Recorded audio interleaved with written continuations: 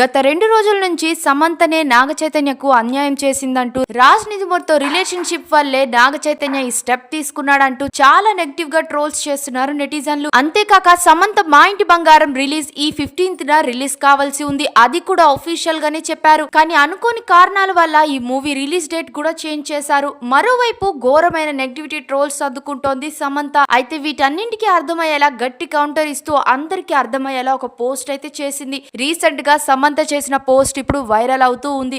Samantha share చేసిన photos కి ఒక ఎమోషనల్ నోట్ కూడా రాసుకొచ్చింది. జీవితంలో భారీ కష్టాల గురించి ఎమోషనల్ గా మాట్లాడింది. 2 సంవత్సరాల క్రితం మయోసైటిస్ వ్యాధితో తీవ్రంగా బాధపడిన సమంత ఆ సమయంలో సినిమాలు కూడా వదిలేయాలని అనుకుందట. శరీర బలహీనత, నొప్పులు, మానసిక ఒత్తిడి వల్ల జీవితం ఒక్కసారిగా ఆగిపోయినట్టయిందని చెప్పింది. నేనేదో రేస్ లో పరిగెడుతున్నాను, కానీ గెలిస్తే దక్కేదేంటో కూడా నాకు తెలియదు అంటూ తన బాధని బయటపెట్టింది. ఆ అనుభవం తర్వాత తన జీవితాన్ని పూర్తిగా మార్చుకున్న సమంత ఇతరులు చెప్పిన లక్ష్యాల కోసం కాకుండా తన ఆనందం కోసం జీవించడం నేర్చుకున్నానని చెప్పింది.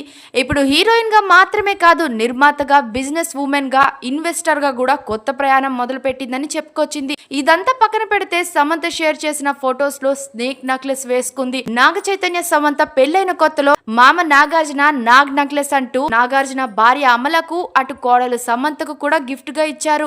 అయితే ఇప్పుడు నాగ చైతన్య సమంత విడిపోయి ఇన్నేళ్ళు అయ్యాక అటు నాగ చైతన్య మరో పెళ్లి చేసుకొని ఇటు సమంత మరో లైఫ్ లో ఎంటర్ అయిపోయాక అంతా సర్దుకున్న టైంలో మళ్ళీ విడాకుల కారణాలు నెటిజన్లు తవ్వుతూ ఉండడంతో సమంతనే చీట్ చేసిందంటూ ట్రోల్స్ చేయడంతో మళ్ళీ శామ్ అందరికీ అర్థమయ్యేలా ఈ పోస్ట్ చేసిందనే చెప్పాలి.